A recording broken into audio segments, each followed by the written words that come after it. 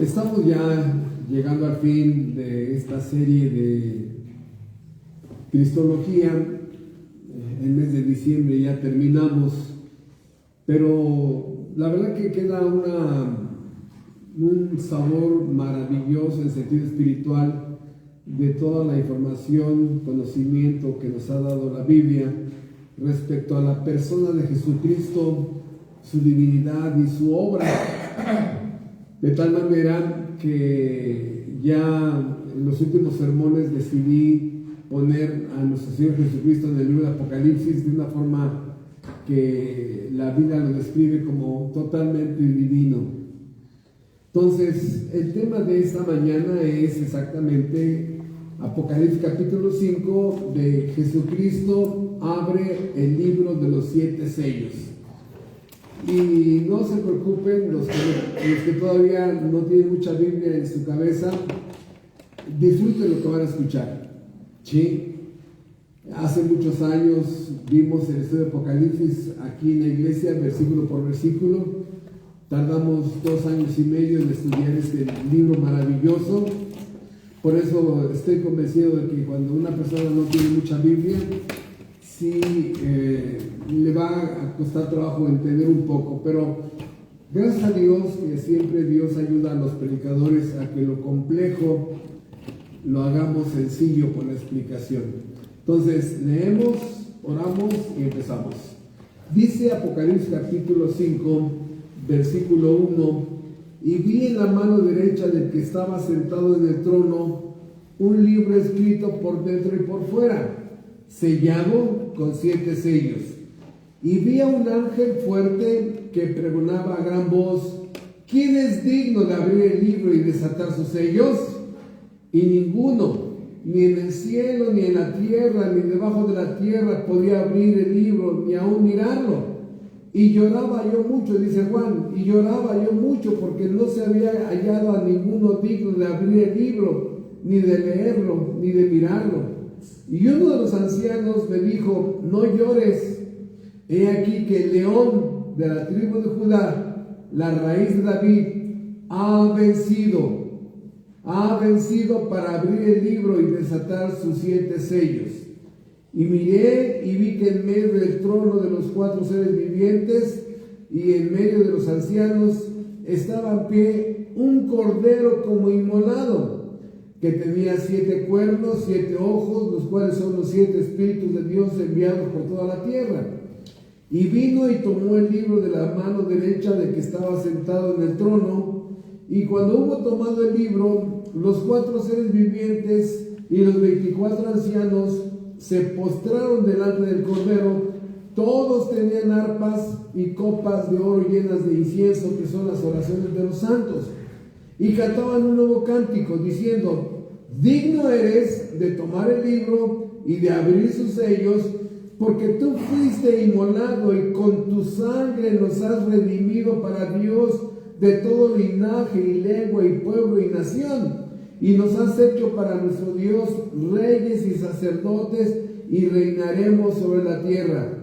Y miré y oí la voz de muchos ángeles alrededor del trono, y de los seres vivientes y de los ancianos, y su número era millones de millones, que decían a gran voz: el cordero que fue inmolado es digno de tomar el poder, las riquezas, la sabiduría, la fortaleza, la honra, la gloria y la alabanza. Y a todo lo creado que está en el cielo, sobre la tierra y debajo de la tierra y en el mar, y a todas las cosas que en ellos hay, oí decir: al que está sentado en el trono y al cordero, sea la alabanza, la honra, la gloria y el poder por los siglos de los siglos.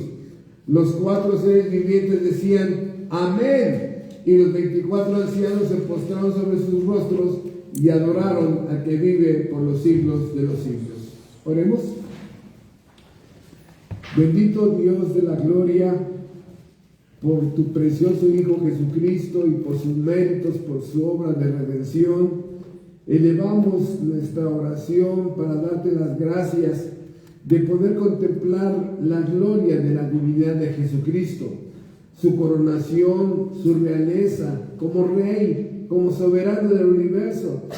Y nos complace ver cómo todo el universo creado se postra delante de Él. Millones de criaturas celestiales honrándolo, dándole la alabanza, la adoración, la reverencia que Él implica. Pero también, Padre, nos impresiona ver cómo este mundo caído lo ignora totalmente. Por eso te rogamos que en una iglesia cristiana del Dios verdadero como esta, nos permitas unirnos a esa adoración que nuestro Señor Jesucristo está recibiendo y que hoy aprendamos todavía más de su persona para amarlo más, temerlo más, honrarlo más, adorarlo más. Te pedimos que nuestro conocimiento acerca de Cristo hoy pueda crecer más. Te lo suplicamos en Cristo Jesús. Amén. Estamos enfrente de un capítulo lleno de gloria, donde no hay un centímetro cuadrado en el universo donde no estén todos postrados honrando al Rey de la Gloria, honrándole y dándole la pleitesía que el Dios del universo merece. Son de los pocos pasajes en toda la Biblia donde vemos millones de criaturas celestiales, tanto la iglesia glorificada como los ángeles, dándole esta pleitesía de adoración al único Dios verdadero. Lo más increíble es que este planeta lleno de habitantes creados a la imagen y semejanza de ese Dios deberían de agregarse. Y sabemos que este mundo está en tinieblas y los seres humanos están en todo menos en honrar al que los creó. De tal manera que por la gracia de Dios tú y yo estamos en un culto de adoración dominical, buscando aprender a darle la gloria al Dios de la Biblia, ¿no? Y por eso hoy este capítulo va a ser muy rico, porque nos va a mencionar la soberanía, la realeza, al Dios que está en el cuarto de control, a la adoración del Dios verdadero y al libro de los 7 sellos, que aquí me voy a detener un poquito más.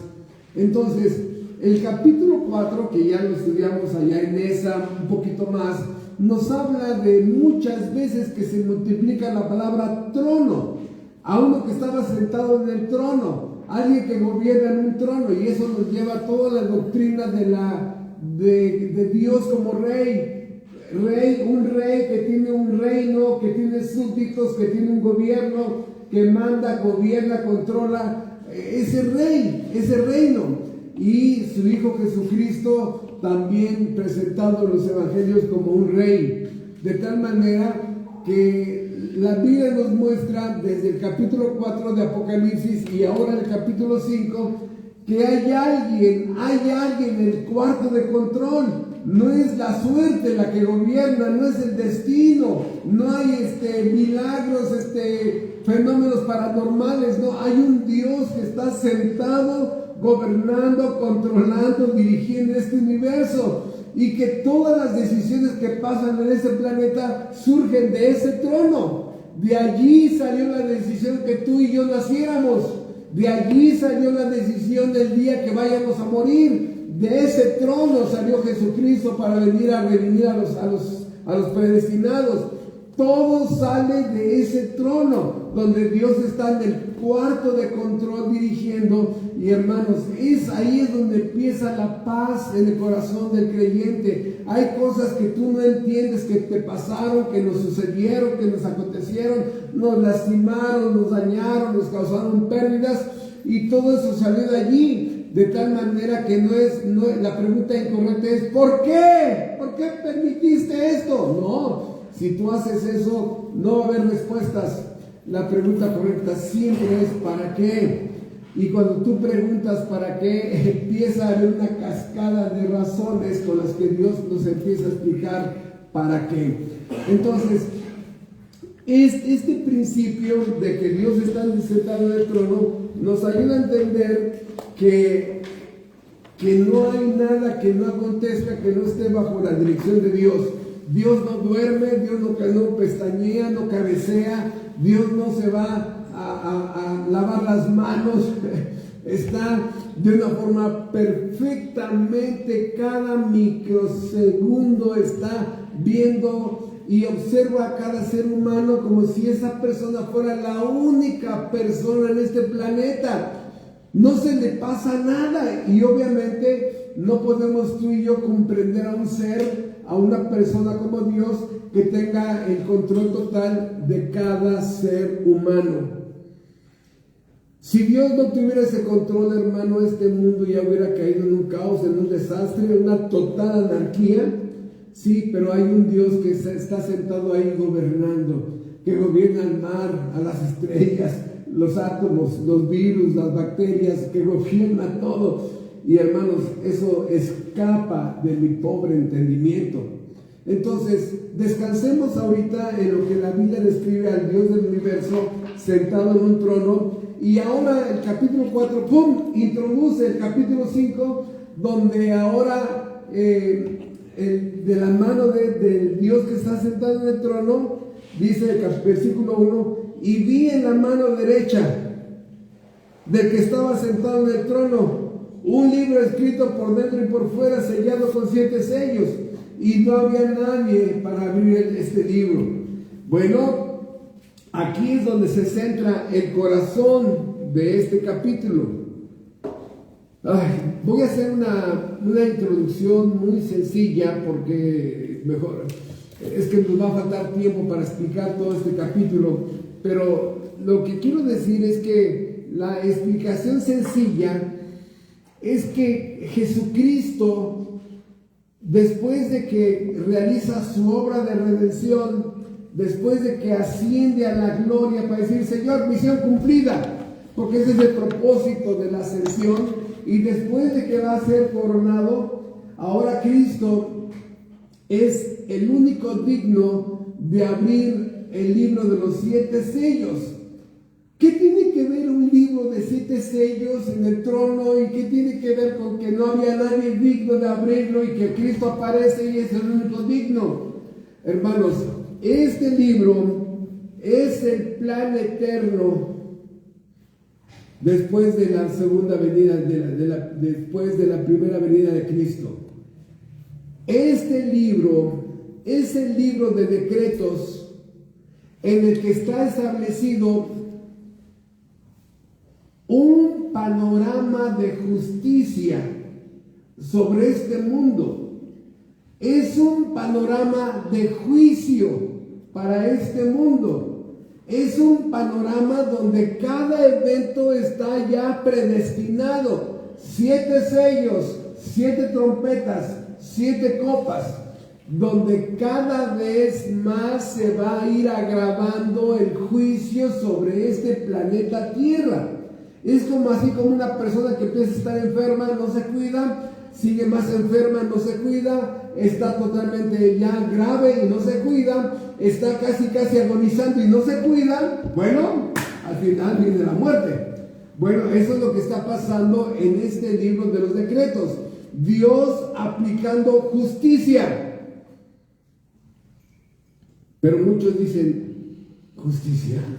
¿Cómo? Yo nada más veo que la madre naturaleza, no, la madre naturaleza, así le llaman a la providencia juzgadora de Dios, de pronto más frío, más calor, más sequía, más inundaciones, más maremotos, más tsunamis, más terremotos. La madre naturaleza no amigo, no te equivoques, es la providencia juzgadora. Y es aquí que alguien en este universo está poniendo en práctica, está poniendo en acción los 7 sellos, las 7 trompetas y las 7 copas de la ira para juzgar a este mundo impenitente. Ya vino Jesucristo, ya vino el Salvador del mundo, ahí está la cruz. ¿Y qué dice el ser humano? A mí déjenme en paz, A mí no se me da lo del santurrón, por favor. Yo tengo más cosas que hacer. Yo estoy viendo cuántos likes me dan a mis redes sociales. Pobrecillos. Y hermanos, así estábamos tú y yo. Entonces, Dios, desde antes de la fundación del mundo, ya había establecido este libro. Y es un libro con 7 sellos. Y es interesante. Nada más vamos hoy a mencionar esos 7 sellos, en qué consisten. Porque pone en acción, escuchen, la práctica de la justicia, juzgando a cada persona no arrepentida en este planeta. Es que yo quiero hacer mi voluntad, es que yo no estoy de acuerdo con Dios, y ok, sigue haciendo tu voluntad, nada más que aquí Dios estableció una ley que dice qué es lo que está bien y qué es lo que está mal, y tú ya lo sabes. Y sabes que estás mal, bueno, tus pecados de acción o tus pecados de omisión, sabes que estás mal. Entonces, aquí Dios estableció una de las cosas importantes, repito, es la aplicación de la justicia sobre todos aquellos impenitentes. Número 2, la victoria aplastante ya sobre los enemigos. En la primera venida, Cristo en la obra de la cruz ya venció al poder del pecado, ya venció al poder de la muerte, ya venció al poder del demonio, y ahora de una forma consecutivamente a través de los siglos va a aplicar esa victoria sobre todos los enemigos de Dios y los enemigos de la iglesia.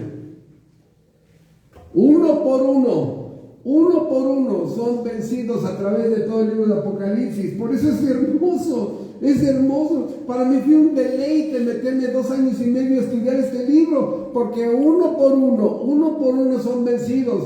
El demonio es ya vencido en sus obras. El poder del pecado es vencido en sus obras. El poder de la muerte es vencido en sus obras. Y escuchen, este mundo caído que te seduce para que te vuelvas esclavo del alcohol, esclavo de la pornografía, esclavo del odio, esclavo de la soberbia. Este mundo que te incita a volverte esclavo de algo menos de Dios. Este mundo caído seductor que te lleva a que arruines tu vida. Este mundo caído que te lleva a que tu vida carezca de sentido y de propósito, también es vencido. Hay un capítulo exclusivo para narrar la victoria sobre el mundo. De tal manera, hermanos, que este libro de los decretos es importantísimo porque es el plan de toda la historia ya que viene después de la primera venida de Cristo, en la victoria. Primero en el castigo de impenitentes. Segundo en la victoria de cada uno de los enemigos de la humanidad.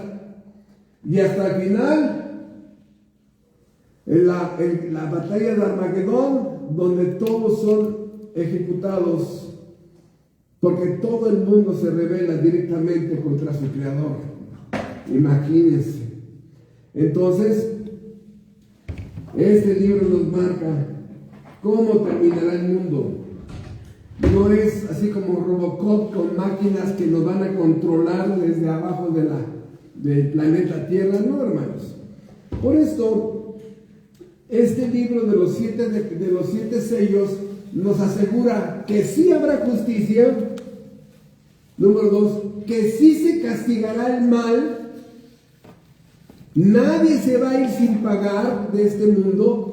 Cada uno recibirá el pago de su maldad. Que el mal no ganará. El mal no prevalecerá. Que el bien terminará al final, el bien de Dios terminará al final de este ciclo, ¿sí? Y que habrá victoria sobre todo tipo de mal. Hermanos, por eso la importancia de estudiar el libro de Apocalipsis en las iglesias. Sabemos que hay muchos pastores que no se quieren meter al libro del estudio de Apocalipsis porque lo ven así como algo sobrenatural. No, hermano.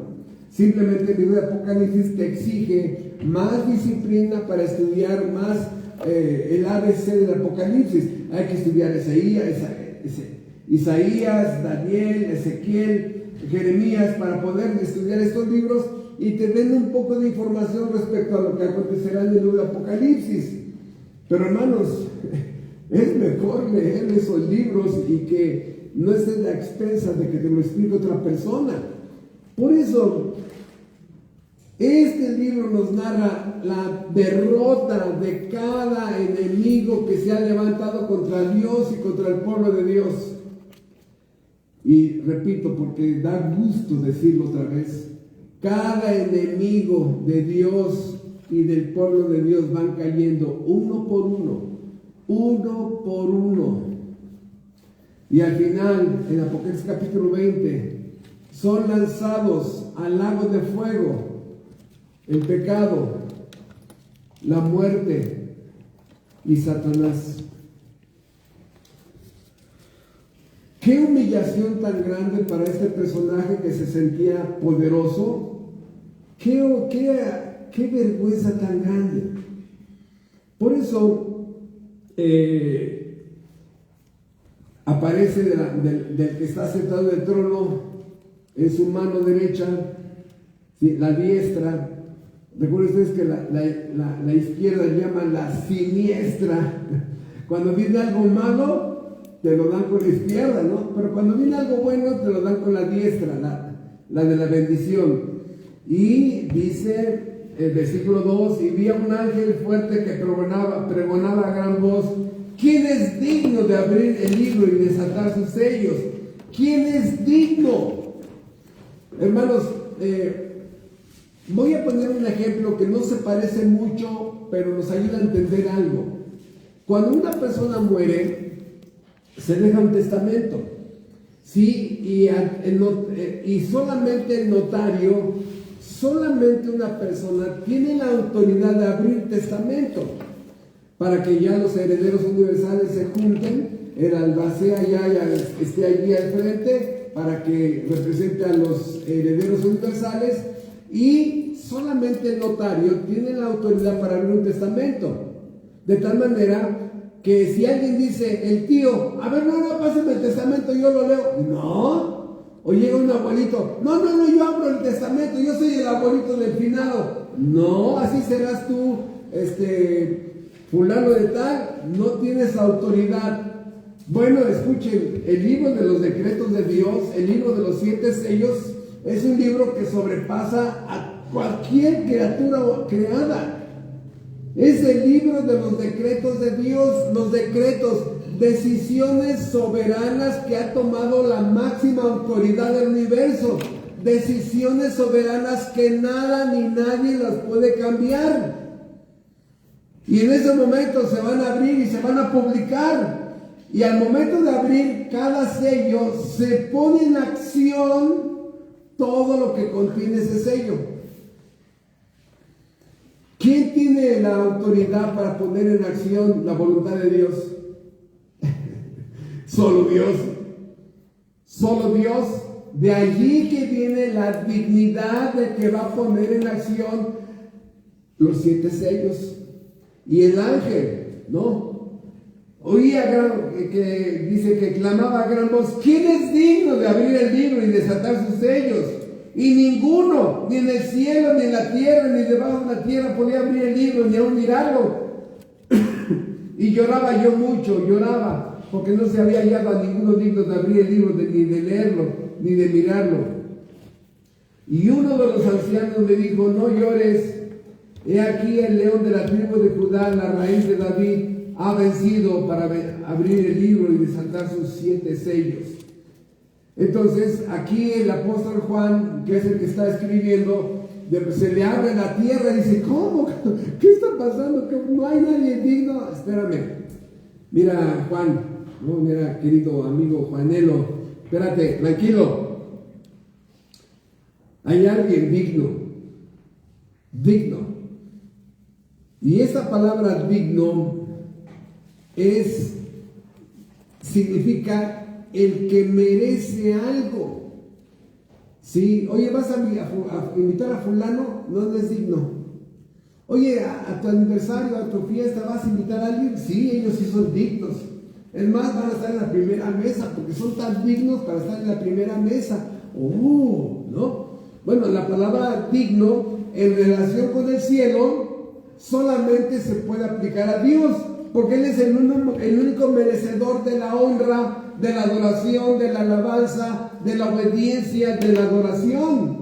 Él es el único digno, porque es el único que merece esa reverencia del hombre hacia Dios. De tal manera que ni los ángeles, ni los querubines, no hay nadie, hermanos, digno, ¿verdad? Y cuando la Biblia dice que ahora somos dignos, dice, a ver, pastor, usted había dicho que no hay nadie digno más que Dios. Pero hay varios textos en la Biblia que dice que ahora que soy digno, ¿a qué se refiere? Hermanos, el creyente ahora es digno porque ha recibido una dignidad acreditada, transferida o imputada. Si Cristo nos quita su dignidad, no somos nada, no valemos nada. Tenemos una dignidad imputada por gracia. Por eso, aquí Cristo es presentado como el león de la tribu de Judá y en el versículo 6 como el cordero. A ver, ya me empecé a marear, ¿no? ¿León o cordero? Las dos. León, porque habla de su ejercicio como victoria. Se fue como león sobre la muerte, se fue como el león sobre el poder del pecado, y se fue como león sobre los demonios, y como león, ¡pum!, todos fueron vencidos. Pero también cuando fue a la cruz, fue como cordero, humilde, obediente, sujeto al Padre. Una mansedumbre que obedeció totalmente las instrucciones de su Creador, ¿no? Dios, me preparaste cuerpo, dice.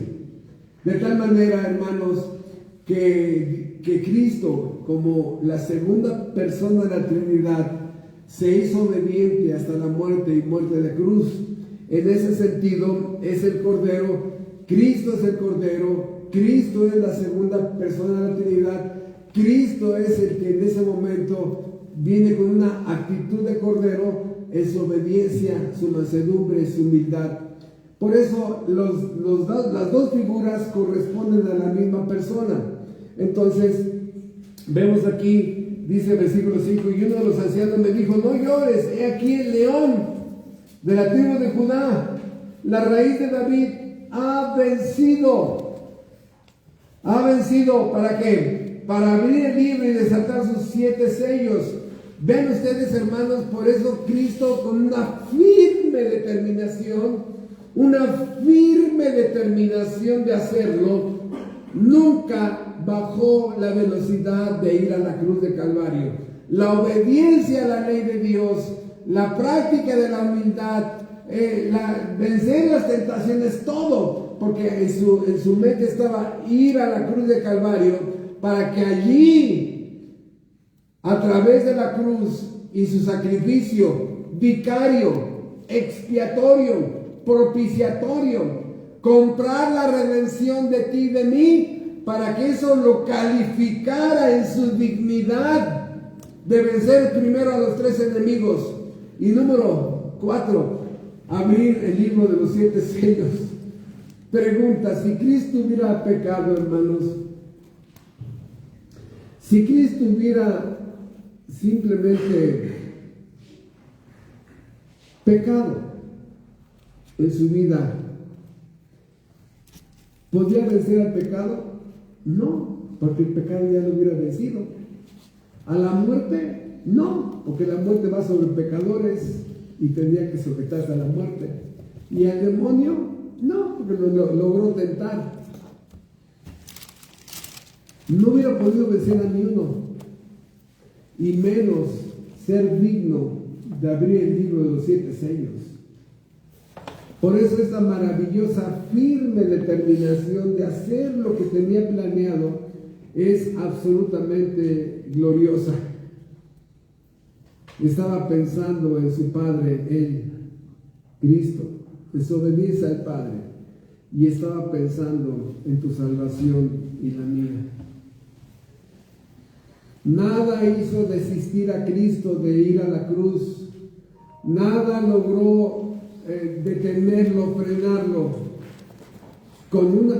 Motivado por el amor a Dios, motivado por el amor a su obra, fue rumbo a la cruz. Él sabía que su obediencia perfecta provocaría que un día como este que menciona Apocalipsis 5, él abriría el libro de los sellos. Por eso versículo 6, y miré y vi que en medio del trono y de los 4 seres vivientes y en medio de los ancianos estaba en pie un cordero como inmolado, que tenía 7 cuernos y 7 ojos, y los cuales son los 7 espíritus de Dios enviados por toda la tierra. Un cordero con cuernos, con 7 ojos y 7 espíritus. Bueno, antes cuando empezamos a estudiar el libro de Apocalipsis, le dediqué 2 sermones a explicar la simbología que hay en el libro de Apocalipsis. La simbología. No podemos meternos al libro de Apocalipsis sin entender los símbolos, ¿no? Por ejemplo, voy a usar un ejemplo muy rápido ahorita. ¿Qué pasa, hermanos, cuando estás platicando con un sordomudo? Sí, o sea, él te habla a través de señales o símbolos, ¿no? Y por ejemplo, lo que sí he visto es que cuando hablan de presidente le hacen así, la banda presidencial, y te empiezan los dedos, todo eso, y estás así leyendo las señales, y te dicen, ¿qué dijo? Él dice que mañana va a venir a las 8.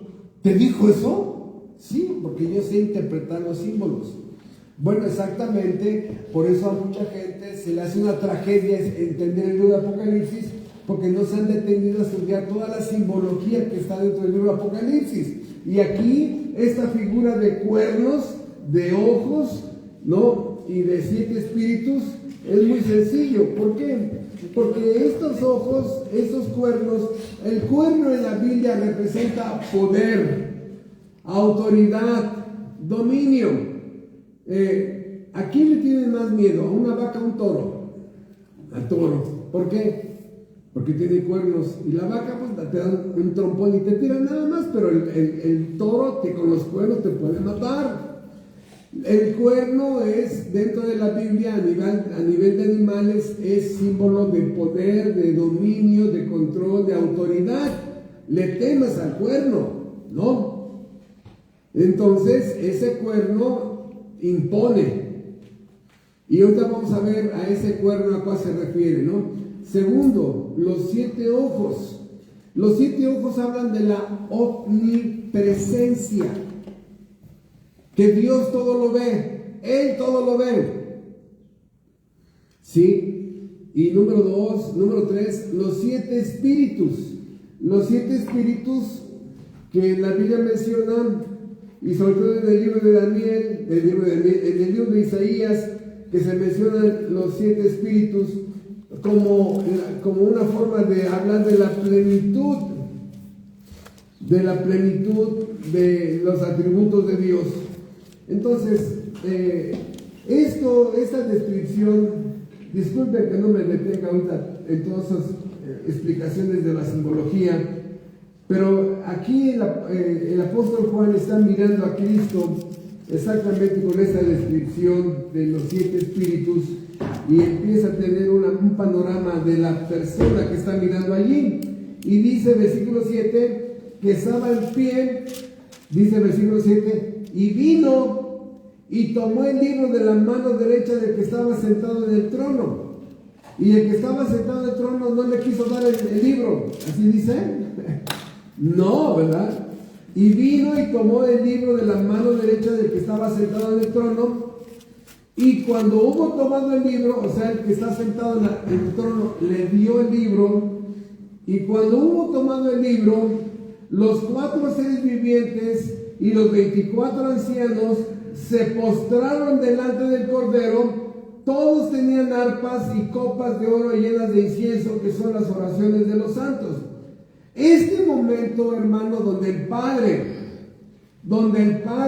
entrega el libro de los 7 sellos y está dando a entender que Cristo es el que va a poner en acción todos los elementos y los acontecimientos del futuro, todas las criaturas creadas inteligentes en el universo ven esta acción. El que está sentado en el trono, el Dios Padre, le entrega a Dios Hijo el libro de los decretos. O sea, en ese momento ven toda la gloria de la coronación de Cristo, porque a Él se le entrega toda la plenitud de la acción futura.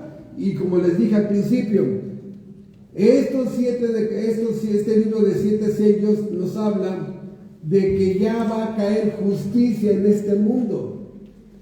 Por eso tenemos tristemente 20 siglos viendo guerras, rumores de guerras, atentados, terrorismo, asesinatos políticos, revoluciones, guerrillas, hombre contra hombre, familia contra familia, municipio contra municipio, delincuencia contra la policía, y todos los días están llenas las noticias de este tipo de infamias, donde Dios está permitiendo una frase que yo sé que te va a ayudar a escuchar esta explicación, donde la Biblia dice que de pronto se mataban los hombres los unos con los otros.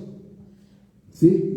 No sé cuántas veces lo has leído, hay muchas veces esa frase en la Biblia, dice, ¿cómo que se mataban los unos con los otros? Hermanos, nuestro querido México, ¿no? Los miles que en los últimos 7 años se han matado en México, hombres contra hombres, asesinatos, desapariciones, violaciones, extorsiones, etcétera, etcétera. Y es la frase de se mataron los unos con los otros. Hay 1000 cosas que podemos decir aquí, pero hermanos, lo que estamos diciendo es que toda la creación está mirando que el Rey del Universo le entrega al Hijo de Dios que tenga el control, dominio y la ejecución de cada uno de estos eventos. Y es increíble, hermanos. No es muy correcto lo que voy a decir, lo digo para que tengamos una idea. Este es el inicio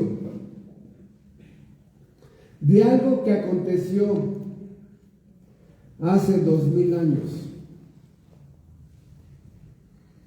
Nuestro Señor Jesucristo, cuando ascendió al cielo, no se fue a casa a descansar. Cuando ascendió al cielo, nuestro Señor Jesucristo se fue a trabajar más. ¿Se acuerdan de lo que vimos de la obra de Cristo? La obra de Cristo inicia en el primer concilio de la Trinidad, cuando el Padre, el Hijo y el Espíritu Santo hacen un plan eterno. Número 2, cuando deja el cielo. Número 3, cuando se encarna. Número 4, en su obediencia activa. Número 5, en su crucifixión. Número 6, en su muerte. Número 7, en su resurrección. Número 8, en su ascensión. Número 9, en su coronación. Y número 10, en la extensión en este planeta del reino de Dios, las iglesias verdaderas. O sea, Él sigue trabajando, no se fue para descansar al cielo, no se fue para descansar en el cielo, se fue para poner en acción la justicia sobre este mundo impenitente. ¿Qué está haciendo Dios? Desatando los sellos. ¿Qué está haciendo Dios? Poniendo en práctica las 7 trompetas. ¿Qué está haciendo Dios? Poniendo en acción las 7 copas de la ira. Okay, a ver, oye, ya entendí. Los 7 sellos es que ponen en acción la aplicación de los juicios de Dios. Sí, pero no tienes las 7 trompetas, hermano. Es muy sencillo. Tenemos un sermón de trompetología, así le llamé, cuando empezamos a explicar las 7 trompetas, le dediqué un sermón a entender la trompetología, para entender que en el pueblo de Israel había diferentes sonidos para interpretar el sonido de una trompeta. Empezaba, la trompeta se paraba el trompetero y había un sonido muy especial donde en ese momento convocaban a todo el pueblo. Y los ciudadanos escuchaban y se convocaban en la plaza principal. Ya alguien salía del palacio y hablaba o abría un rollo y lo leía enfrente de todos. Había otro sonido de trompeta donde había alerta, nos están atacando, alerta, cuidado, el enemigo viene. Y entonces cuando escuchaban ese sonido de trompeta se apercibían mucho. Había otro sonido de trompeta de retirada, estaban peleando y el sonido de trompeta y vámonos, vamos aquí en la matanza, vámonos, y todos salían corriendo. Pero también, hermanos, había un sonido de trompeta que decía, ataquen. Ya todas las tropas estaban ya enfrente del enemigo y todos los arriba de los caballos esperando, ¿no?, con sus armas, esperando el sonido de la trompeta de decir, ataquen. ¿Qué trompeta creen que era la que sonaba en las 7 trompetas las 7 trompetas de Apocalipsis? Ataquen. Cuando empiezan a caer las trompetas, ¡pum!, juicios, ¡pum!, juicios, ¡pum!, juicios. Y las copas de la ira, no se diga, ¿no? Ya solito se explica. Las 7 copas, una copa llena de ira, vaciada sobre este mundo. Y la primera copa de la ira, todos los hombres se llenan de tumores. Así como leía hoy Rosendo en la lectura de 1 Samuel, cuando se robaron el arca y estos pueblos filisteos se llenaron de tumores. Es una enfermedad terrible que acontecerá en los últimos tiempos, cuando de pronto un tumor en el ojo, un tumor en alguna parte, o la multiplicación de tumores, y dice úlceras malignas, cuando ya el tumor creció y se te empieza a abrir la piel. O sea, lo más terrible, hermano, es que vas a ir al hospital y está lleno. Cientos de personas están ahí llenas de tumores. Las ambulancias no se dan abasto. Los mismos médicos, enfermeros, todo el equipo de servicio hospitalario con enfermedades. Las copas. Tenemos un sermón por cada sello. Tenemos un sermón por cada trompeta.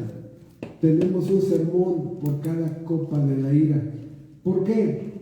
Porque hay demasiada información para explicar estos eventos.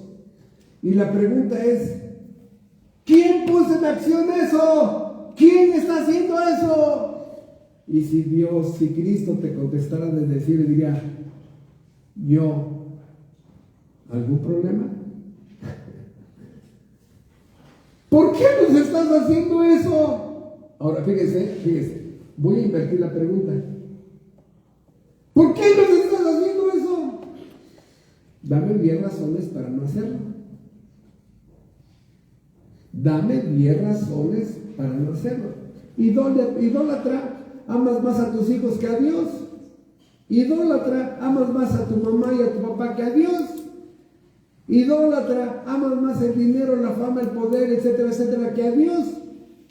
A nivel de idolatría, ¿no? Eres adicto a la pornografía, eres adicto al adulterio, promiscuo, tuviste cuántas mujeres, dañaste a cuánta gente, lastimaste a cuántos miles de personas. ¿Pero por qué haces esto? Otra vez. Dame 10 razones para no hacerlo. hermano, nos cierra la boca instantáneamente a todos. Por eso es la gloria de la justicia cayendo y castigando a cada hombre no arrepentido. Pero regreso, cuando el que está sentado en el trono le da al Hijo de Dios el libro, le está diciendo: tú pon en acción la justicia en este mundo, castiga al impenitente, da todo el proceso de victoria sobre estos tres enemigos ya vencidos. Y a propósito, lo dejé al final de este comentario: y protege a mi pueblo. Una de las cosas hermosas del Apocalipsis es la protección del pueblo de Dios. En medio de la justicia, en medio de la ira, en medio de la ira de Dios, Dios protegiendo a su pueblo, así como en Gosén, que cayó el juicio sobre Egipto y el judío que vivía en Gosén fue preservado, así como la ira cayó sobre Sodoma y Gomorra y Lot, ¡pum!, fue sacado y preservado. Así Dios dice, le contestó Dios a Abraham: ¿juzgarás tú al justo con el impío? ¿Y qué dijo Dios? Nunca tal haga yo. ¿Cómo crees? Yo no voy a juzgar al impío junto al justo. El justo será preservado. Pero si esta persona se la pasa toda la noche viendo pornografía, robando, transando, mentiroso, codicioso, o sea, hermano, pues se pone en la condición del impío. Por eso, regreso, cuando el que está sentado en el trono identifica al único que puede poner en acción el libro de los 7 sellos, se lo entrega. Y toda la creación inteligente de criaturas celestiales ven ese movimiento y ahora dejan de mirar al que está sentado en el trono y miran al Cordero, y escuchen, millones de millones se postran ante Él y le dan la adoración que Él merece. No, esta adoración que ahorita vamos a ver, 7 puntos y 4 puntos, 7 y 4, nos ayuda a entender cómo no hay nadie más que Jesucristo en el cielo. Por eso, que adorar a una virgen, que adorar a un santito, hermanos, es la peor grosería contra la gloria de Dios. Ir a darle las gracias a santitos y a vírgenes cuando fue la providencia de Dios. No, hermano, ¿cómo crees que tu papá te compró un regalo bien grandote y vas y le das las gracias al de la tienda? ¿Cómo crees?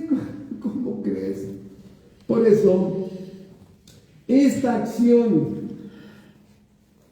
dice 8: y cuando hubo tomado el libro, los 4 seres vivientes, los 24 ancianos, se postraron delante del Cordero.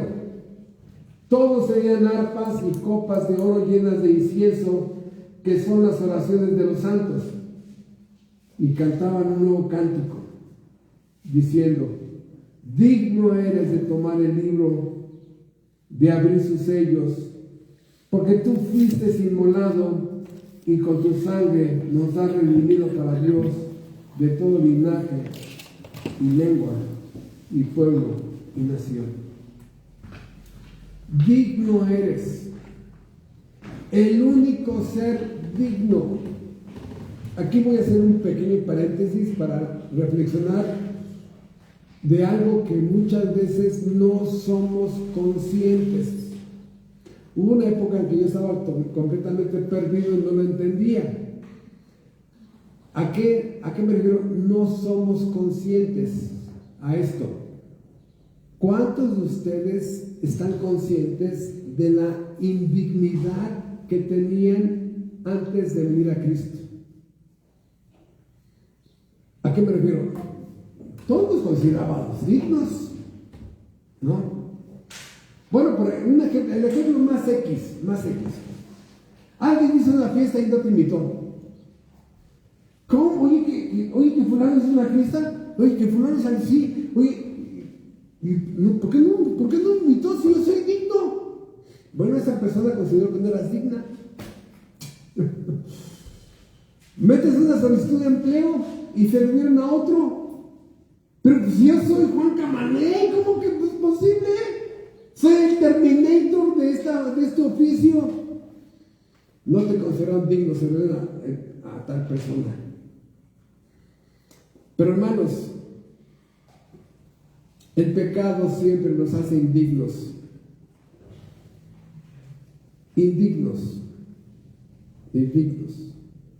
Otra vez, no merecedores de. Y si ahora somos dignos, por eso repito, es porque hemos recibido una dignidad imputada, transferida, acreditada a mi expediente. Y aunque posiblemente no lo creas porque te sigues flagelando con tu pasado, si ya eres nacido de nuevo, nacida de nuevo, ya eres digna. Dios te llama hijo. Dios te llama hija. Y ahí, en ese nombre, está toda la dignidad. Toda. Por eso hay una historia que quiero aprovechar para mencionar ahorita. Hubo un muchacho que le pagó muy mal a su padre. Le dijo: padre, callitos, la herencia.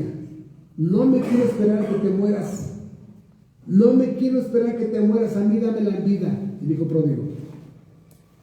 El papá no discutió, vendió las propiedades, le dio el billete. Aquí está el billete, ¿no? Y fue, ¡pum!, lo desperdició. Ya va perdiendo, perdió el dinero, no tiene dónde dormir, no tiene dónde trabajar, no dónde comer, hasta que lo contratan para lavarle a los puercos. Algo que un judío no debía hacer jamás. Ni modo, hay que hacer eso. Este hombre se va y llega un momento donde, estando allí con los puercos, dice: en la casa de mi padre, ¿cuántos trabajadores hay? Y yo aquí sin hambre. Y dice: me levantaré y le diré: Padre, no soy digno de ser llamado tu hijo, hazme como a uno de estos tus trabajadores. Vean ustedes, hermanos, aquí está el secreto del poder maldito del pecado. Aquí está el poder secreto del poder maldito del pecado. ¿Cuál? Que pierdas tu dignidad como hijo, que te hagas sentir que ya no eres digno. Hermanos, escúchenme. La mayor dignidad que tiene un ser humano en este mundo es llamarte hijo de Dios.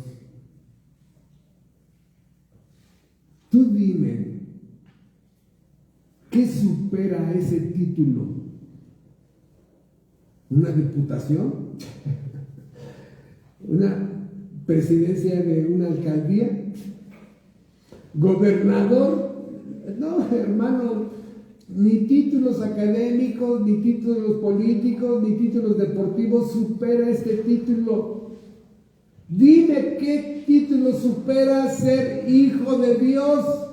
Allí está la mayor dignidad. Y por eso el pecado hace que este muchacho diga: no soy digno de ser llamado tu hijo, hazme como uno de tus jornaleros. ¿Y qué fue lo que el padre hizo cuando el hijo llegó? Le devolvió su dignidad como hijo, hermanos. Le devolvió su dignidad como hijo. Vamos a hacer una fiesta. Mi hijo era muerto, mas ha revivido. Y lo mandó a bañar, le puso vestiduras nuevas, le puso un anillo de recordatorio que era su hijo, y honró a su hijo haciendo un fiestón. Le devolvió la dignidad como hijo. glorioso. Por eso me detengo tantito a entender esta palabra digno. Y cantaban un nuevo cántico diciendo: digno eres de tomar y abrir su sello. Y aquí hay algo que comenta que es algo de lo más valioso. Tú nos has redimido para Dios. Tú nos has redimido, ¿no? Dice, porque tú fuiste inmolado y con tu sangre nos has redimido para Dios, de todo linaje y lengua y pueblo y nación. ¿Con tu sangre nos has redimido? ¿Cómo? A ver, o sea, Dios fue al banco de sangre y compró sangre o vendió sangre. ¿Cómo, pastor? No, hermanos. Esto es una alusión al Cordero Pascual. ¿Te acuerdas del Cordero Pascual? Sacrifican el Cordero y con la sangre lo pintan en la fachada de la casa. Y cuando pasa el ángel de la muerte, y me gusta mucho esa frase, dice, y el ángel vio la sangre.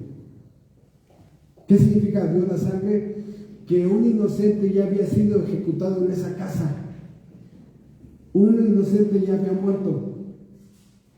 La sangre es que alguien ya le pagó a la justicia con su vida. Así de sencillo. Nos ha redimido con tu sangre. Y esta frase, nos ha redimido, también se traduce en otras versiones como nos has comprado. Nos compró.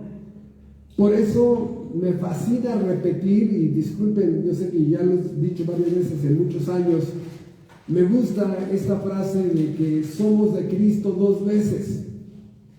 Somos de Cristo dos veces. Porque Él tiene la factura, porque Él nos hizo.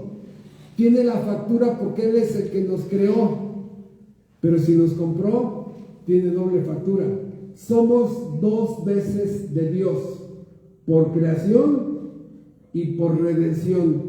Aquí dice, nos compró. Esa es la traducción de redención. Y cuando tú compras algo, te da factura. Entonces, somos dos veces posesión de Dios. ¿A qué me refiero? Que ellos entienden que por eso comentan que Él fue inmolado, sacrificado, hizo expiación, hizo propiciación, y en estas dos doctrinas Él es sacrificado, es vaciado de su sangre, es muerto por la justicia, porque Él le paga la justicia, lo que yo tenía que pagarle. Y Él ocupa mi lugar para que yo no tenga que ser ejecutado por la justicia de Dios, porque sería yo aniquilado. Él muere en mi lugar, Él le paga a la justicia de Dios y me da por transferencia me da esa obra. Y ahora el Dios del universo me mira a mí como si yo hubiera sido castigado, como si yo siempre hubiera obedecido la ley de Dios. Y este es el reconocimiento de todas estas criaturas. No, tú fuiste inmolado y con tu sangre nos has comprado, nos redimiste, dice, para Dios. Nos compraste para Dios. ¿De dónde? De todo linaje, lengua y pueblo y nación. ¿Y solamente eso? No. Y nos has hecho para nuestro Dios reyes y sacerdotes y reinaremos sobre la tierra. A ver, esta palabra redimidos son muchos sermones, hermanos, que contiene esta palabra redención. Se los digo porque hace muchos años nos detuvimos 40 sermones en el Romanos 3:24. Un solo versículo nos llevó 40 sermones. Sí, porque ahí hablamos de la redención. La redención significa que Dios compra a personas que están en un mercado de esclavos. Sí, están en un mercado de esclavos. Bueno, El ejemplo más sencillito es de esos señores que están en los tianguis con una cajita con pajaritos adentro. Esos pajaritos, aunque están hermosos y todos están adentro de una jaula, están en una prisión. Y tiene ahí 100 pajaritos, ¿no? Y llega una persona y dice, deme 50. Y lo saca así uno por cuidado. ¿Y cuál otro? Este. ¿Y cuál otro? Este. Y los escoge y los va metiendo en una bolsita, uno por uno, y les hace poquitos hoyitos a la bolsita para que respiren y no se ahoguen. Y ya 50 bolsitas, ¿no? ¿Cuánto es tanto? Y paga. En ese momento los pajaritos ya son míos. Y ahora agarras y rompes la bolsita, ¡pum! Se va. Agarras otra bolsita, ¡pum! Se va, ¿no? Y el de los pajaritos dice, espérense, se están escapando. ¿Sí? Los compré para que sean libres. Para que sean libres. ¿A qué me refiero? No voy a malentender. Para que sean libres de la esclavitud del pecado donde estaba. Y ahora sean libres, escuchen, para obedecerme a mí, amarme a mí y servirme a mí, dice Dios. Por eso el inconverso no puede servir a Dios, no puede amar a Dios, no puede respetar a Dios, porque hay un poder, el poder del pecado que le impide. El poder del pecado te empieza a inflar tu ego. A mí yo.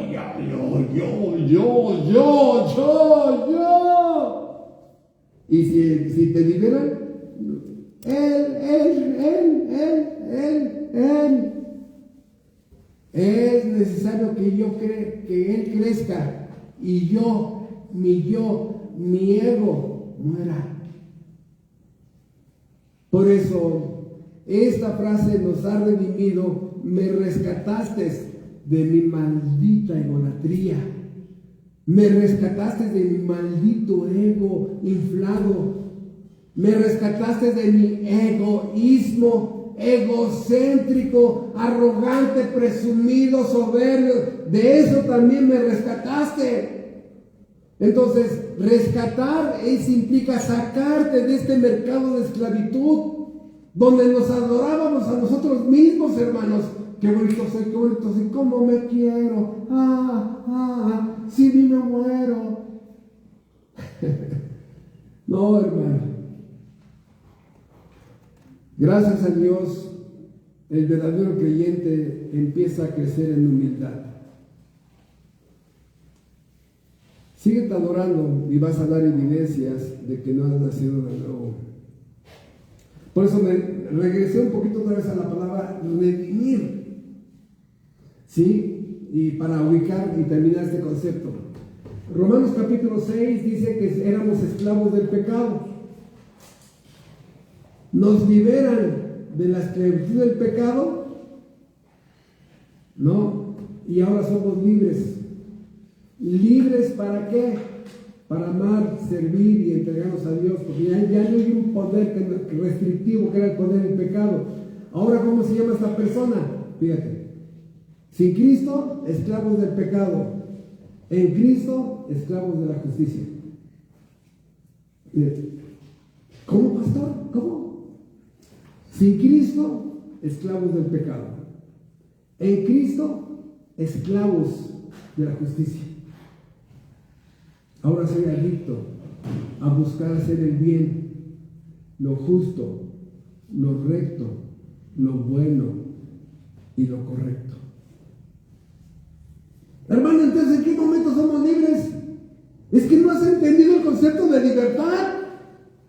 La verdadera libertad es hacer lo que debemos hacer. Eso es la libertad. Hacer lo que tú quieres hacer se llama libertinaje. O sea, yo quiero manejar a 300 por hora en una calle peatonal. No. Es que yo quiero tener 10 mujeres. No. Es que yo quiero vivir como millonario sin trabajar. No. Eso es libertinaje. La verdadera libertad es hacer lo que tenemos que hacer. ¿Y qué es lo que tenemos que hacer? Pregúntaselo a la ley, pregúntaselo al Creador. Y el problema es que tú y yo nos dedicamos a hacer todo lo que queremos hacer en la vida y por eso tuvimos que recoger las consecuencias. Una vida de libertinaje completamente entregada al pecado, ¿qué te deja? ¿Qué ganancia hay? Miseria, pérdidas. Perdiste la salud, la familia, los hijos, la dignidad, la vergüenza. Bueno, checa ahí tus antecedentes penales. Hasta perdiste tu reputación. Por eso, hermanos, esta palabra redimir, están diciendo estas personas glorificadas ya en el cielo todos los beneficios que obtuvieron de la redención de Cristo. Y nos has hecho para Dios reyes y sacerdotes y reinaremos sobre la tierra, exaltados a la realeza. O sea, vamos a decir algo, espero que no se malentienda. Ahora el creyente pertenece a la aristocracia celestial. ¿Qué? Bueno, nos has hecho reyes y sacerdotes. No tengo tiempo, ya tenemos una hora para explicar más abundantemente esto. Por eso es que tardamos 2 años y medio estudiando Apocalipsis. Y no puedo comerme este pastelote en 1 hora, hermanos. Por eso vamos más rápido. Entonces, dice, y miré, dice el apóstol Juan, y oí la voz de muchos ángeles alrededor del trono y de los seres vivientes y de los ancianos, y su número era millones de millones. 3 grupos, 3. Número 1, la voz de los muchos ángeles alrededor del trono. 2, seres vivientes. Y 3, los ancianos. ¿Y cuántos eran? Millones de millones. ¿Cuánto resuena un coro de millones de personas? ¿Cuánto retumba un canto de millones de personas? Y toda esa adoración está dirigida solamente al Rey de la Gloria, Jesucristo. Solamente a Él. No hay ninguna virgen, no hay ninguna divinidad infantil, nada. Esas criaturas honrando solamente al Rey del universo. Y vean ustedes, 7 cosas son las que cantan. 7. Versículo 12, que decían a gran voz, al Cordero que fue inmolado. Número 1, es digno de tomar el poder. 2, las riquezas. 3, la sabiduría. 4, la fortaleza. 5, la honra. 6, la gloria. Y 7, la alabanza. Digno, digno, digno. ¿Qué significa todo eso? Bueno, es lo que vamos a ver. ¿A qué se está refiriendo con estas 7 cosas dignas de Él? Bueno, hermanos, esto es lo más interesante. Y por eso los que estudiamos un poquito la Biblia nos damos una idea de todas las implicaciones que hay aquí. 7 cosas. Y por eso decimos que ese es el momento de la coronación. ¿Por qué? Les decía yo la semana pasada en la iglesia de Chimalhuacán, allá en esa, que es interesante ver, y les recomendaba que vieran la coronación de la reina Isabel de Inglaterra o la coronación del rey Juan Carlos en Inglaterra. Está todo el palacio lleno de los invitados de honor y está la persona que le va a poner la corona en el rey Juan Carlos o en su momento a la reina Isabel, ¿sí? Pero escuchen, mientras no tenga la corona, si no tiene la corona de rey, no. De tal manera que ya se lleva toda la celebración y escuchen, esta palabra es importante, la investidura de reina. Ella está sentada ahí y hay un momento donde la persona asignada agarra la corona real y al momento en que le pone la corona en la cabeza, en ese momento es la coronación de esa persona. Se le da la capa de rey, se le da el cetro como un bastón de rey, anillo de rey, pero lo que corona a la persona es esa corona que se le pone, la coronación.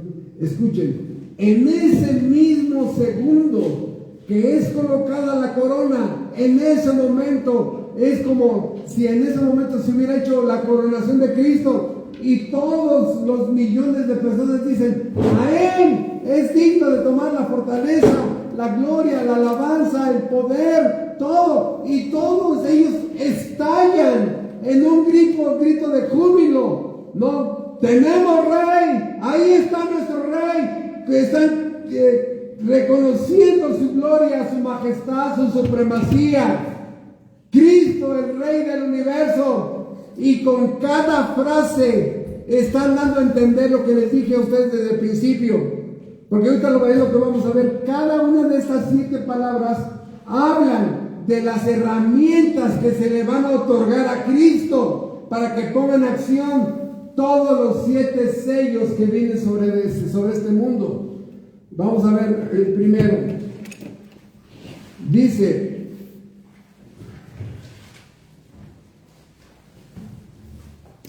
es digno de tomar, ¿qué? El poder. Sabemos que Cristo ya es todopoderoso, pero para llevar a cabo los 7 sellos, las 7 trompetas y las 7 copas de la ira, se necesita un poder omnipotente para gobernar, para llevar a cabo los propósitos de Dios. Pero se necesita este poder para ejercer dominio sobre los 3 enemigos, para asegurar la victoria que ya fue ganada. Entonces, ¿eres digno de recibir el poder? No. Este poder Cristo lo recibe después de su resurrección para ejecutar el dominio y el control sobre este planeta lleno de maldad. Número 2, es digno de tomar las riquezas, la abundancia de todos los recursos que se necesitan para juzgar a todos estos mundos, a todos esos planetas, a todas estas personas, los recursos económicos, de instrumentos, de lo que sea, ya les he entregado las riquezas. Aquí la pregunta ¿es la nómina también de miles de pastores en todo el mundo? Sí. ¿Es la fabricación de millones de Biblias? Sí. ¿Es la gasolina que se usan misioneros y pastores y creyentes para ir a dar la adoración, ir a evangelizar? Sí. Por eso es digno de tomar, para que tenga un cheque en blanco, para que todas las riquezas y haya abundancia de los recursos y sean tomados por Él. Y esas riquezas están en Dios y en Cristo, dice la Biblia. Por eso, toda la riqueza, toda la tesorería, por decir algo, está a la disposición de Él. Digno eres de tomar el poder, digno eres de tomar las riquezas. La siguiente, digno de tomar la sabiduría. ¿Por qué la sabiduría? La capacidad de usar el conocimiento infinito y perfecto para el bien de su pueblo. Hasta los estudios que hemos tenido en el mes de noviembre, octubre y noviembre, hay un estudio maravilloso que Dios nos dio, el de la sabiduría de Dios. Hermanos, es impresionante la sabiduría de Dios. No tengo el tiempo de hablar de eso, pero es increíblemente rico este conocimiento de la sabiduría de Dios? Bueno, dice que es digno de tomar la sabiduría, esta capacidad de usar su conocimiento infinito y perfecto para el bien de su pueblo. Ahora, en sentido negativo, yo te digo, ¿esta sabiduría va a permitir que alguien se le escape? Nadie se va a escapar. El día que te toca, te va a tocar. Y todas las flechas de la justicia de Dios que caigan sobre esa persona, nadie las puede detener. Es digno de tomar el poder, las riquezas, la sabiduría. El siguiente, la fortaleza. ¿Qué significa eso de tomar la fortaleza? Bueno, es este poder para resistir y vencer los obstáculos cuando va a estar venciendo a enemigo por enemigo. Tiene todos los recursos económicos, de sabiduría, para vencer a todo lo que estén resistiendo y superar los obstáculos que el mundo, el demonio, el pecado quieren poner. Nada ni nadie puede detener este libro de los 7 sellos, hermanos, ni uno. Y a partir de allí dice, digno de tomar la honra, la gloria y la alabanza. Toda esta exaltación otorgada al Hijo de Dios. Poder, riqueza, sabiduría, fortaleza, honra, gloria y alabanza para el bien de su pueblo, para el bien de sus propósitos, para el cumplimiento de sus decretos. Díganle qué poder va a poder parar y detener todo el avance que Dios va a tener sobre los enemigos en este planeta. ¿Quién puede detener eso? Por eso es importantísimo estudiar el libro de los 7 sellos, para que entiendas que este mundo ya conocemos el final. Hace muchos años estaba un hombre viendo la televisión y su esposa, sabiendo que su esposo es bien fanático del fútbol, pasa ahí entre la televisión y su esposo que está sentado en el sillón y voltea así de rojo y ve que su equipo de su esposo va perdiendo. Dice, se va a echar a perder ahorita el día, ¿no? Cada vez que a su equipo lo vencen, mi esposa explota. Y pasa y ve el televisor y dice, va perdiendo, ¿no? Y se va a la cocina y dice, ¿y está tranquilo? Y regresa, viejo, ¿cómo va el partido? Vamos perdiendo. ¿Y por qué estás tan tranquilo? ¿Por qué la repetición? Al final quedamos 5-2. Es mi problema, ¿no? Bueno, hermanos, exactamente esto es para ti que estudias la Biblia. Al final, todos los enemigos son vencidos. Apocalipsis capítulo 5 es decretos, venciendo, venciendo, venciendo, venciendo, venciendo. Por eso Pablo dice, somos más que vencedores, mucho más. El creyente ha vencido, va más allá de la victoria, hermanos. Y por eso es bien triste que muchos cristianos viven así, a la sombra de la mediocridad, así como que arrastrando los pies. ¿Cómo estás, hermano? Aquí, hermano, luchando contra el pecado, hermano. Aquí luchando en mi miseria. Ay, no, das pena. No conoces a Dios. No estoy diciendo que te llenes de un optimismo necio, no. Pero la pérdida está dentro de tu alma, no en la Biblia ni en Cristo. Por eso, todos estos honores, esta adoración, esta reverencia a Cristo, hombre, a Cristo, Dios, a Cristo glorificado.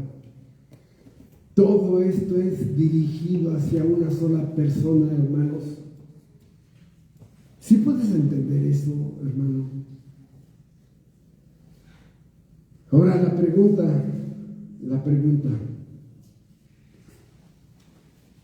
¿Por qué hay tanto festejo en el cielo cuando vemos que el pecado hizo estragos en la tierra? ¿Por qué el cielo? ¿Por qué hay alegría en el cielo? Hermanos, el poder maldito del pecado empezó en el cielo.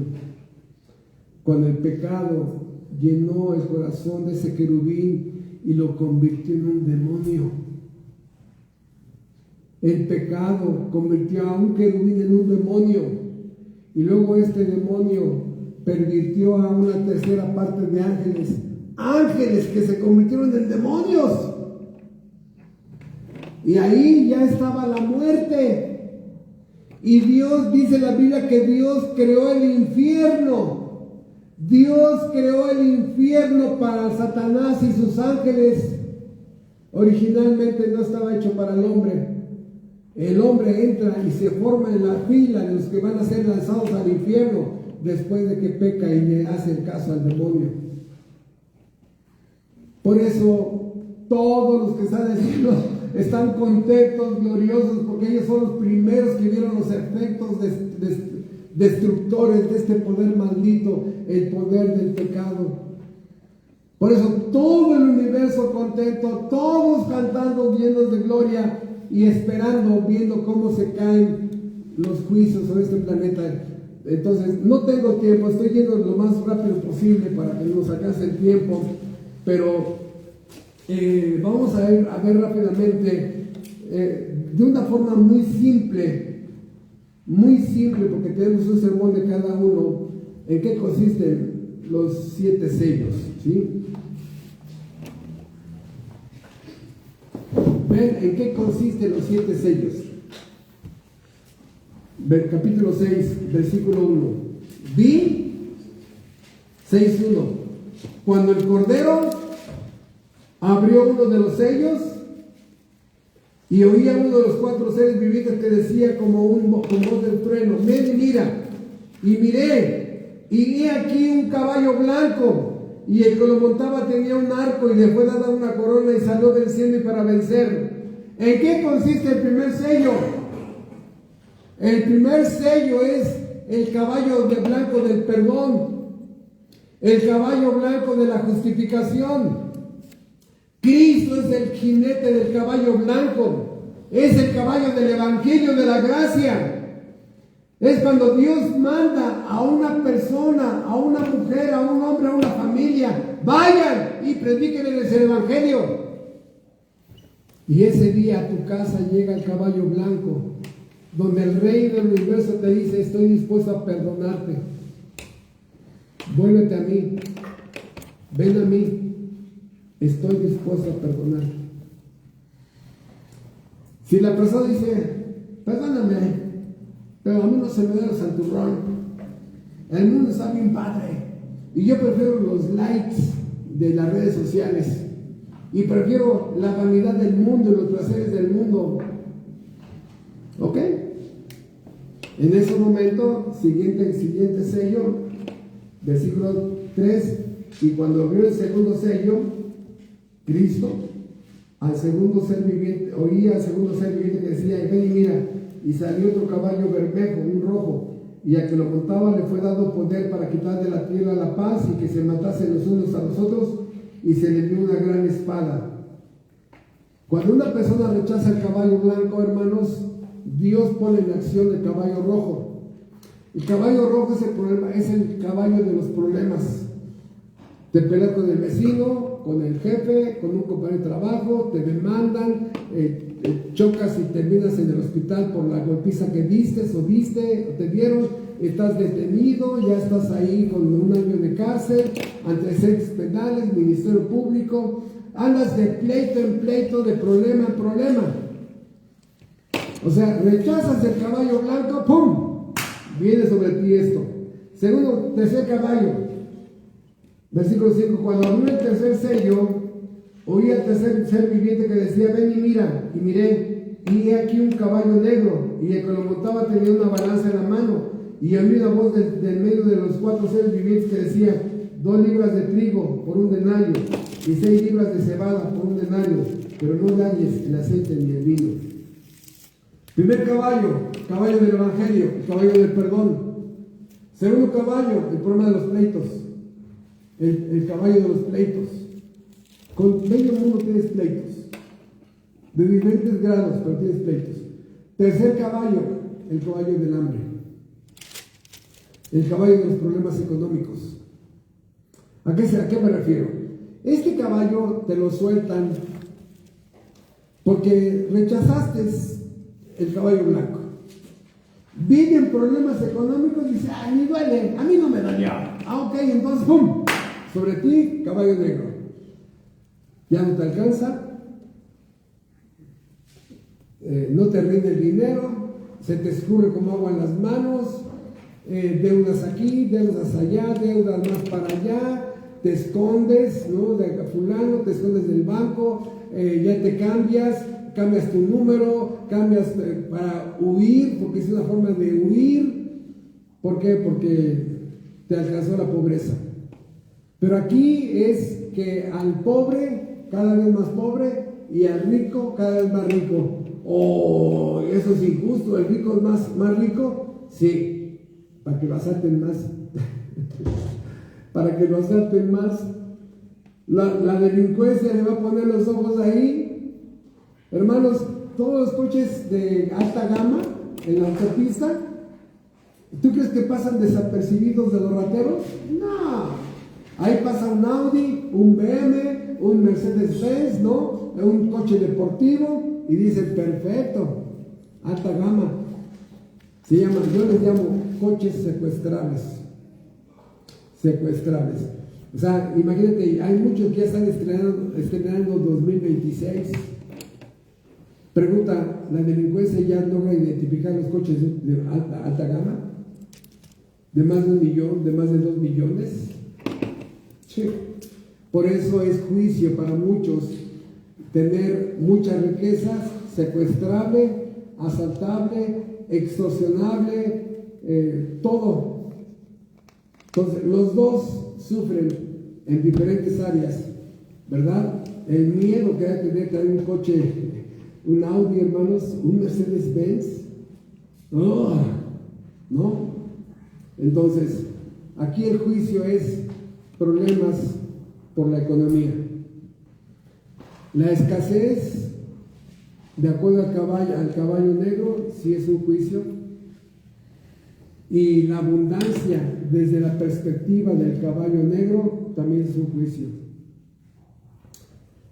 Dice el cuarto caballo, versículo 7, cuando abrió el cuarto caballo, oí la voz del cuarto ser viviente que decía, ven y mira. Miré y aquí un caballo amarillo, y el que lo montaba tenía por nombre Muerte, y el Hades le seguía, y le fue dada potestad sobre la cuarta parte de la tierra para matar con espada, con hambre, con mortandad y con las fieras de la tierra. ¿En qué consiste el cuarto caballo? Muy sencillo, es el caballo de la muerte prematura. El jinete es la muerte. Vean ustedes, ¿no? El caballo. Dice que la muerte es el jinete, ¿no? Que va aquí y pegando el caballo. ¡Ea! ¡Ea! ¿No? Va así. Va y dice que a un lado lleva el Hades, el infierno. Para que cuando el jinete va, ¡ea! ¡Ea! ¿No? Y va dé el golpe mortal a esta persona y el infierno viene al lado y sea absorbido por el infierno y en un microsegundo cierra los ojos y los abres, estás ya en el infierno. ¿A qué me refiero? Número 1, rechazaste el caballo blanco, se va a poner en acción el caballo rojo. Pleitos con tu esposa, con tus papás, con tus vecinos, con tus trabajadores, con lo que sea, pleitos. Tercero, sigues de necio, el hambre. Que te vaya excelentemente bien, que tengas riquezas sin su bendición. A mí no me importa contarte que tenga riquezas, ok, riquezas sin bendición. Secuestrable, sobornable, extorsionable, o que tengas pobreza al grado de que estás lleno de deudas. juicio. Aún así, no me dolió. Ok, entonces viene la muerte. ¿Por qué? Hermanos, la muerte prematura que se menciona aquí nos dice que la ley de Dios dice que todos debemos de morir de viejitos. Todos. Cuando un muchacho de 18 años muere, de 22, de 27, de 30, de 35 muere, no es normal, hermano. Y ahora vemos, yo tengo una pregunta, ¿mueren más los jóvenes o los viejitos? Los jóvenes. Electrocutados, intoxicados, ahogados, atropellados, apuñalados, baleados, etcétera, etcétera. La muerte, el caballo amarillo. Ahí llegó. Me dijeron hoy por WhatsApp que cerca de tu casa vieron varios caballos que se estacionaban ahí enfrente de tu casa. Iba así. No sé por qué se estacionaron fuera de tu casa. No lo sé, ¿no? Ojalá sean blancos. Pero si tú rechazas los caballos blancos, tenlo por seguro que el que está abriendo los 7 sellos soltará uno por uno los caballos. El problema es que el 4.º caballo es el definitivo, la muerte. La muerte. El 5.º sello, versículo 9, cuando abrió el 5.º sello, vi bajo el altar las almas de los que habían sido muertos por causa de la palabra de Dios y por el testimonio que tenían, y clamaban a gran voz diciendo: ¿hasta cuándo, Señor santo y verdadero, nos juzgas y vengas nuestra sangre y los que moran de la tierra? Y se les dieron vestiduras blancas y se les dijo que descansasen todavía un poco de tiempo, hasta que se completara el número de sus consiervos y sus hermanos, que también habían de ser muertos como ellos. El 5.º sello nos muestra los mártires, hermanos. Mártires, personas que sufren por una causa. Ahí están los del Coliseo Romano, ahí están todos los miles de cristianos asesinados por el catolicismo romano en la Santa Inquisición. El Papa Juan Pablo II pidió perdón por todas esas matanzas que hicieron. Los cristianos que son asesinados en China, en países árabes, en países musulmanes, ahí están, van para allá. Y Dios le dice: tranquilos, tranquilino, sereno, ¿no? ¿Por qué? Porque Dios hará justicia. Tranquilo. El juicio viene sobre esa gente. Y ven ustedes el 6.º sello. El 6.º sello ya es un juicio mundial. Mundial. Versículo 12. Miré cuando abrió el 6.º sello, y he aquí hubo un gran terremoto, y el sol se puso negro como tela de silicio, y la luna se volvió toda como sangre, y las estrellas del cielo cayeron sobre la tierra, como la higuera deja caer sus higos cuando es sacudido por un fuerte viento, y el cielo se desvaneció como un pergamino que se enrolla, y todo monte y toda isla se removió de su lugar. Los reyes de la tierra y los grandes, los ricos, los capitanes, los poderosos y todo siervo y todo libre se escondieron en las cuevas y entre las peñas de los montes, y decían a los montes y a las peñas: caed sobre nosotros y escondednos del rostro de aquel que está sentado sobre el trono y de la ira de ¿quién? Del Cordero. ¿Qué? ¿Cómo? Y de la ira del Cordero, porque el gran día de su ira ha llegado, ¿y quién podrá sostenerse en pie?